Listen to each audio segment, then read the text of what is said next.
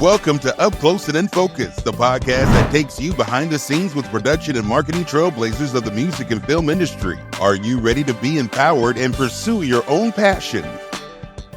Hello and welcome back to another episode of Up Close and in Focus. Oh my God, this one here is going to be another one. You know, I can't make this stuff up. So I'm here with the one and only Mr. Horace Alexander, the saxophone player. What's up, Horace? Hey, man, music and life. That's music. Yeah. You know, you can relax. Oh, I'm good. This is, you know, I spent a lot of time with this instrument, man. You know, I just read something recently that a student of mine posted online. Somebody was asking why was he up practicing at 4 a.m, and he quoted me on something I told him 30 years ago, which you know, some people practice a lot so they can get it right, and some people practice a whole lot so they can't get it wrong. And when he said that, I remembered the context, you know what I mean? Yeah. But it's just interesting to see somebody else speak your words into being to someone else. Wow. You know, that means that message travels. Yeah, and that's what it's about, traveling from people to people. And it applies to everything, not just playing music. Yes. But I just believe in, you know, just staying ready, man, you know, because the inspiration might hit a brother and you start playing, you know what I mean?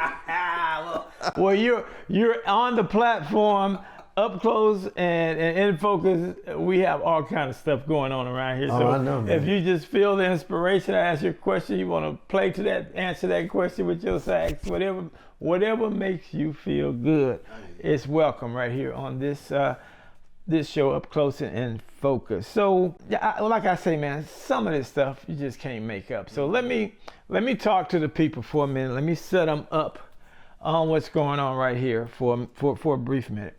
First of all, I want y'all to know that I met Horace over 30 years, right at 30 years ago. And Horace used to play on some of my stuff when I was doing hip hop and R&B back in the days.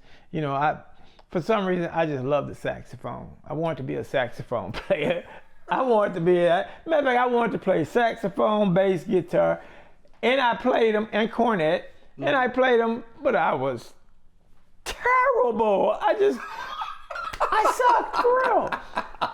Yeah, I don't even know how I went from that side of it to being an executive, but you know, let God have His way. So I'm an executive now. So I met Horace over 30 years ago. He was playing on some of my records and things like that.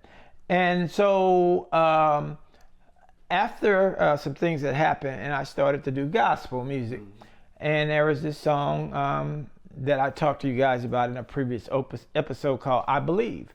The song that we have, the family, that we recorded it, we rewrote it now.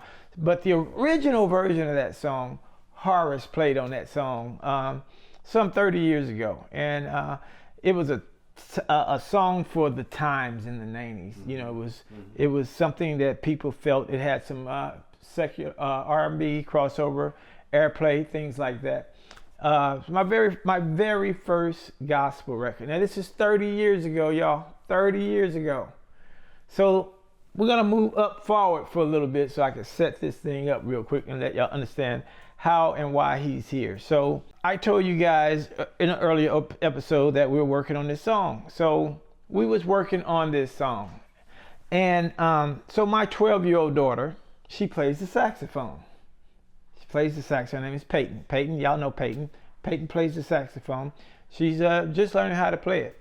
So her mother said, Kerry, we need to find somebody who can actually teach her how to play with the soul. We find her a personal person to play this, to teach her how to play the saxophone. So she went online and searched and met and got this guy. She said, look, this guy's coming over on Wednesday.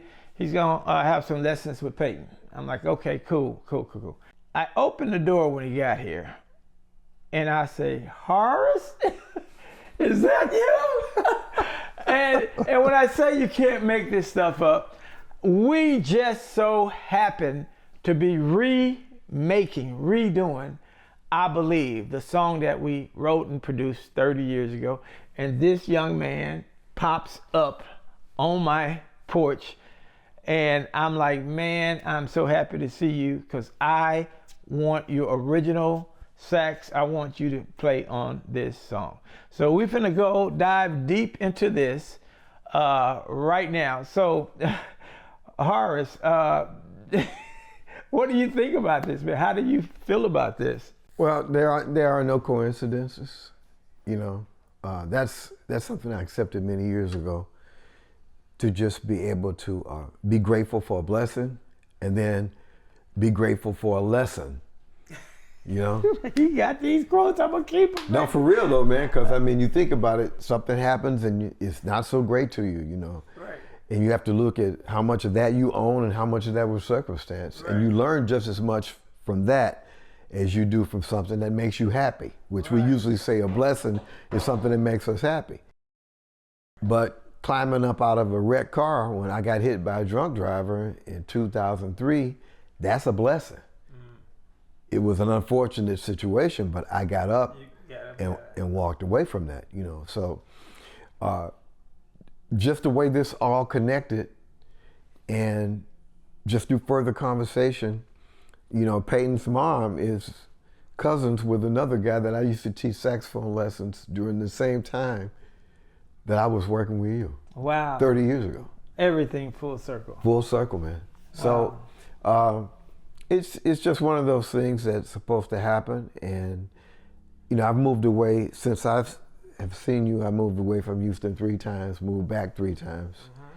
And I tell people I'm not moving no more. I got my grandkids are here, my adult kids are here. I should just say my kids are here, because adult kids, y'all out there, y'all know what that means. Yeah. Yeah. My kids are here. Right. But yeah, man. And then playing music with people I've never played before with, and then connecting with people that I have roots with, man. And we, you know, we did a lot of sessions together in different places. Different types of music.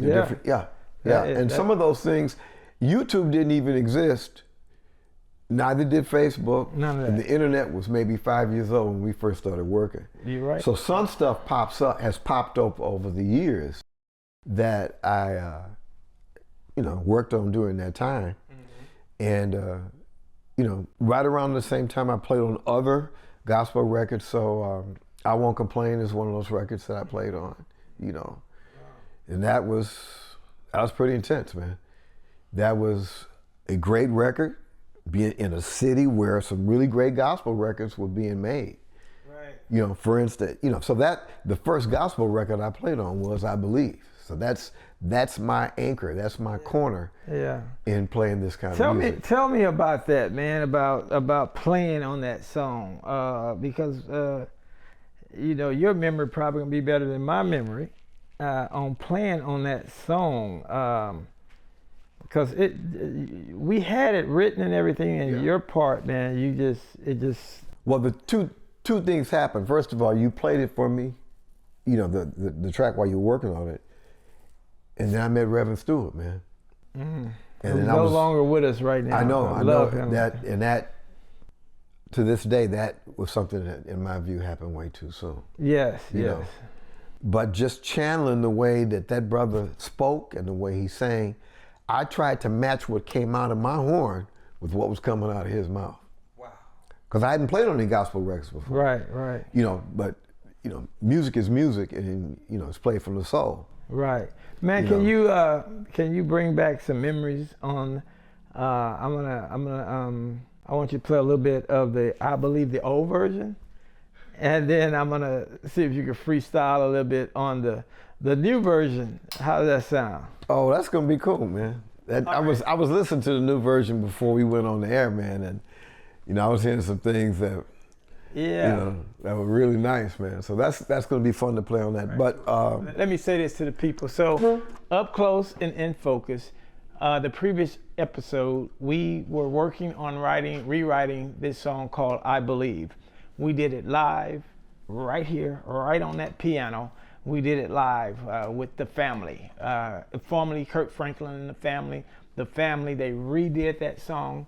And so happened, I'm telling you, I'm not making this stuff up. So happened the original saxophone player, he's sitting here with us. God put him here. So I want him to play some of the original I Believe on the sax. Give it to him, Horace.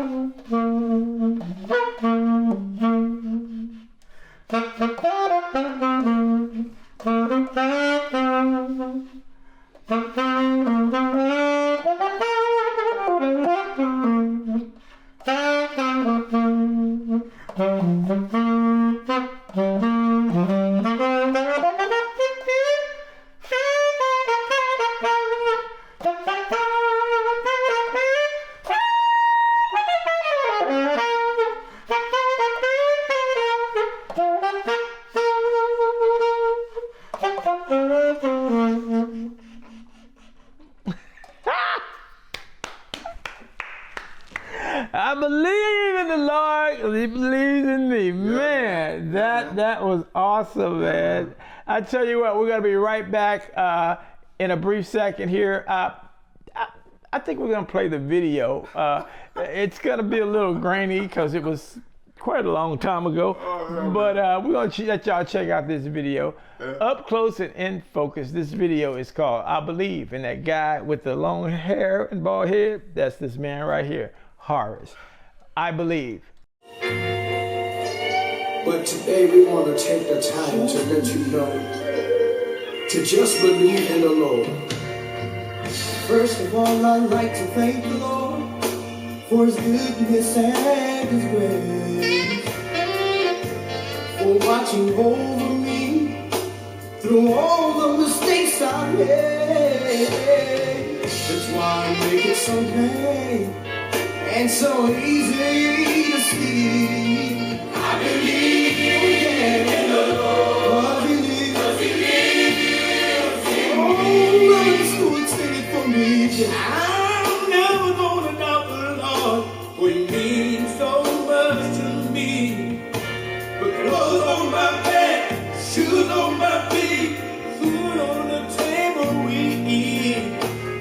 That's why I make it so plain, so easy to see. I believe in the Lord, 'cause He lives in me.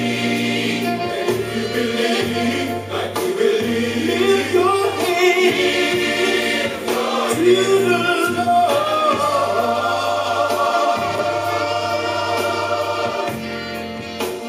If you believe like we believe,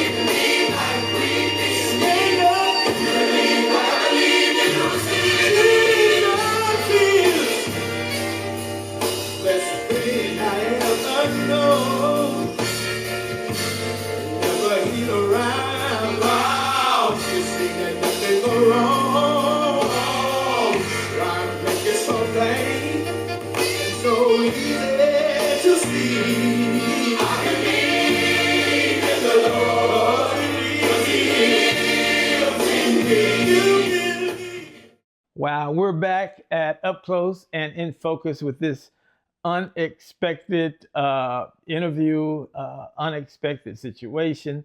That's what I'm loving about the internet, the time that we live in now, and just being prepared where you can, you can catch things in real time, in real time. Like we're actually, believe it or not, we're putting this song together in real time. Yeah. And Horace, you don't even know, you'll be playing on this song. Oh, I plan to. Yeah, you'll be playing on this new mix of this song. It's just amazing. So that was the video of the original, I believe, by Reverend E. Stewart and the Stewart Singers that we wrote and produced some 30 years ago. And this is the guy that y'all saw that was playing the saxophone. So Horace, is the teaching and playing instruments, is that the family business? Well, within it is, and from my standpoint, but just going back through history in my family, there's a long line of ministers that runs up to my dad. He went into education and taught for many years, and I, of course, have become a musician since the age of 18. And I went to school for all this and got degrees in it, so those degrees offered me the opportunity to be able to teach other people. And a big part of what I spend teaching other people is not just how to play an instrument, but how to do this as a professional. So, because there are a lot of folks that have a lot of different ideas about what this really is. Some people think it's fun and games, and you hang out and have fun and party, and that's what being a musician is. That's never been what I was about, because this is what I do. This is. Yeah, you're pretty strict on my daughter here. You're not playing with her. Yeah, well, when someone hires me to teach their kid, that's something I'm paid for. Sure, that's part of it. That's an ethical thing. But the right thing is to instill life skills with a person when they're learning how to play an instrument, so they come to understand that instrument, and it's an extension of who they are as a human being. And I tell people all the time, every car that I've bought has been paid for through this. Let me ask you this question. This is probably gonna throw you off. What is the value of music? Music teaches us to be human. Because if you play an instrument, and you said you tried to play an instrument, it's humbling. You got to sit down and work on that. Just as much as there are people that are great tennis players, they have to sit and work on that. Well, playing an instrument, this isn't just fun and games. You have to sit down and really learn to play it. And then if you have any sense of self, you want to express your personality through this instrument. But what's the value of music? What's the, we need air to breathe. We got to have air. We got to have water. Do we have to have music? Yes, I'll tell you why. During the pandemic, people lost their mind because they couldn't go see live music. A lot of people felt hemmed in. And I remember playing a gig right after lockdown was over, and people came out and said, "Oh, it's just so great. It's so great to hear you guys play. It's just so wonderful." And I'm like, was it like this before the pandemic? Where people come out here saying stuff like that? But there's a lot of music that you associate with special times in your life, with things that are really good, times when you were really, at your lowest point, and a song will play, and it will remind you of that point, but the fact that you're not there no more, and that's a part of your struggle out of tribulation. Okay, let's say, so you would say this, so I've probably got maybe a couple hundred #1 songs under my belt, that God has blessed me with. And I had to ask myself, I said, what is the value of music? What is the currency? And what I came up with is just what you said. It's an emotional. Right. It's an emotional moment. It's your highs, your lows. It doesn't matter if you are in the rock and roll or if you're in the classical. Right. It's an emotional investment. It's a commodity of emotions. And that's needed in our lives, just like breathing the air that we're breathing. Yeah, that's exactly what it is. Yeah. So I kind of put that there and just excited that God put me in a position to facilitate the emotions of music and have it penetrate the DNA of peoples all over the world. And that's exactly what it does, though. It becomes a part of the human spirit. It becomes a part of the soul. And even, you mentioned the number one records and stuff, which I'm really happy to hear that for you, because I was there when you got started. When I what? When you got started. From the what? From the bottom up? From the beginning. So to hear that kind of success, I celebrate that. That's fantastic, man. You know, and being able to do sessions and play on records, that's great. You know, you hear some you played on the radio, that's satisfying. But I had a very, very serious car wreck several years ago, 21 years ago, actually. And just before I got hit by a drunk driver out of nowhere, I heard Dance with My Father on the radio. Right before it happened. So when I started getting myself back together, I said, you know, I'm gonna record that song because I almost didn't have a chance to see my kids again. Wow. You know? Wow. And can you play it? Oh yeah, but here's the deal. Here's the deal. Well, you know, you said that you would play what you're feeling. No, because it's on. Yeah, I mean, I can play it right now. But where the story is going, what you mentioned, is when I recorded it, my kids sang on that record with me. Wow. And I said, whatever you do in life, I want you to experience what it is that I do. So I taught them the parts, and we played the tracks back, and we were listening. I want to hear a little bit of the sax on it. I'll give that to you just a really quick second. So my son comes in, he was 5 years old. He comes in the recording booth, and we're listening to the playback, and he's sitting there next to me. He says, "Okay, Dad." He says, "Well, what do you think?" That's the producer's line. What do you think? I said, "I think it sounds pretty good." He says, "Yeah, I think it sounds pretty good. Our parts sound pretty good. Wouldn't you say so?" I said, "Yeah." He said, "Okay, so is this the final mix?" I said, "Well, it's not the final mix, but we're through tracking." He said, "So we're done, right? I'm finished with everything I have to do." I said, "Yes, you are." He says, "Great. When do I get paid?" Hey, that's a smart kid. Smart kid. And I said, the lessons are being learned. That's smart. Do your job, get your money, and leave, right? Yeah. So that record's 21 years old now, man. This past November, I saw the streams of what that record went for. In November alone, it was over 21,000 streams. Wow. Then I look over here and see what my end of it, because I didn't write the tune. But I felt good about the fact that 21 years later, there are people that feel that song is relevant. And I've gotten emails from people I didn't even know. That's probably 21 million streams, by the way. Yeah, that's probably what that is, the history of the record, yeah. Yeah, man.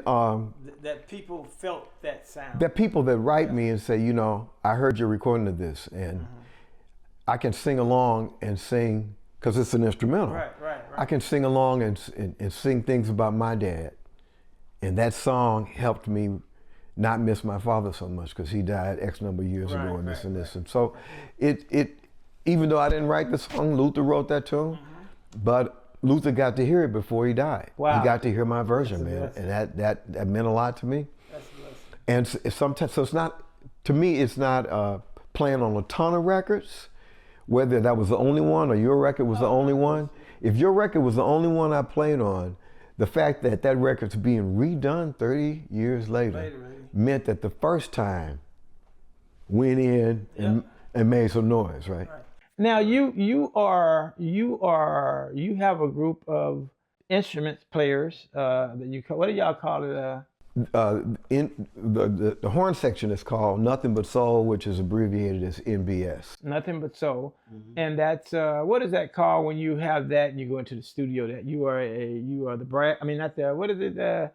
I can't think of what it's called, but anyway. Well, we're a horn section. Horn section. Right. Okay. So if someone wants to add the sound and that color and that energy to it, that's what we do. Right, so and we tailor make it for the person we are working for. So you don't hear our licks. If I do a record with you, you don't hear the licks that we did on your record or somebody else's record. Okay, good. So you're gonna do the solo sax on the new version of I Believe. Yes, sir. Okay, and then you're gonna come back and get with your team of horn players. Right. And y'all gonna do an instrumental or a jazz version. That's it.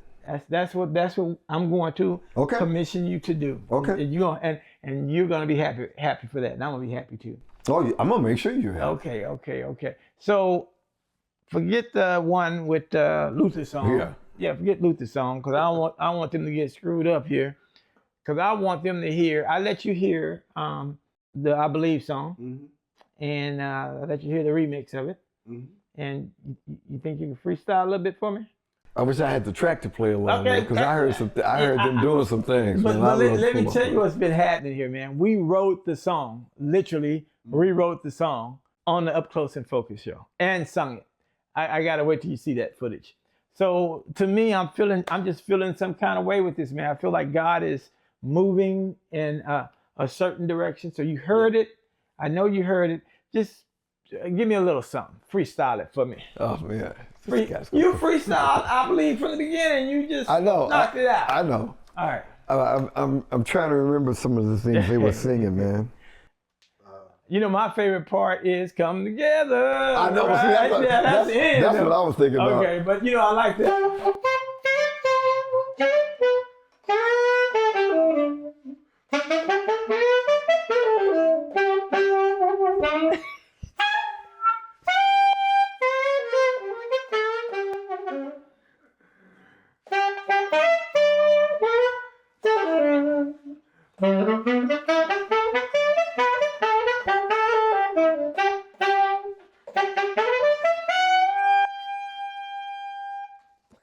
Yeah. That's all right. We're finna get in the studio. We're finna put it together, and God is gonna go blow on it. It's gonna bless everybody all over the world, man. Yeah, man. I love this. I love this, Horace. Is there any way people can contact you if they want your services anywhere around the world? Sure. It's real easy. My name is Horace Alexander Young. That is my email address, horacealexanderyoung@gmail.com. You can find me really easily there. That's spelled with all lowercase letters with no separations. HORACEALEXANDERYOUNG@gmail.com. Hey, Horace, I'm looking at you. You told me, you said, man, I'm 7. I was telling you, but I just turned 60, and I'm thinking it's almost over for me at 60. And you say, man, you young buck, I'm 70 years old. Yes, sir. 70 years. 70. Brother, you've been doing this for a long time, and there's so much wisdom in you right now. What would you? It's hard for me to say this, or it's going to be hard for you to answer this, because you are a true musician, and then there's other artists out here that's really trying to be recording artists. But what would you say to someone who really want to monetize their talent? In other words, want to be an artist. What somebody who's been here, who's been through the ups and downs, you're 70 years old. What want you to look in that camera and tell the people what you feel about this in this industry? In reality, a lot of people think that this business, the music business, is a lot of fun. So right from the beginning, the fun part of it is learning your craft. And the fun part of it can also be learning your craft and being personal with it. Developed a sound, developed a product, write songs that are not imitative of someone else. Focus on who you are and your personality, and make that a part of what you offer as a musician. When you think about all the great musicians that you know, people that you like, most of them are originals. They're not imitating someone else. As much as people look at Prince and Michael Jackson because they were prominent in the same time, the two of them were very different individuals. And they were also stellar. They were absolute perfectionists about sounding great. They were absolute perfectionists about showing up and being true to their audience. You never heard anything about Michael Jackson didn't show up to a show that you played a ticket for. And those are just two examples. There are thousands of other people that really care about the people that come to hear them play music. But that respect starts first with respecting yourself well enough to work on your craft, to polish, and to be really great at what you do, and to never settle for mediocrity, to always be the best that you can be at doing what you do. If you do that, the rest of these things in the music business will fall in line. Because a lot of people admire a whole lot of different people, but what you want to set up is people that respect what you do and love what you do. You do that, that'll get you where you want to go. Now, that's the GOAT. You understand? A lot of people say this person's the GOAT, that's person. But this guy has knowledge, history. You know, they say history repeats itself. So he's been there, he's done it. And man, we're just so happy to have you here. Thank you, with man. us on Up Close and in Focus. And I gotta have you back. We're going to record the entire session of the remaking of the I Believe song. Good. So you guys will be hearing from him again, because I can't lose him for another 30 years. I can't lose him for another 30 years. I gotta have him around. So any last words you got to say, Horace? I'll tell you and I'll tell them. If I'm playing when I'm 90, that'll be a good thing. All right. Hey, look, we'll be right back. We'll see you next time on Up Close and in Focus. Thank you, Horace, my brother. Much love you, Much man. love for you, man. Love you. Much love for you, man. Peace. Thanks for listening to Up Close and in Focus. Remember to take action, embrace your passions, and never give up on your dreams. Kerry Douglas will see you at the top, because it's crowded at the bottom.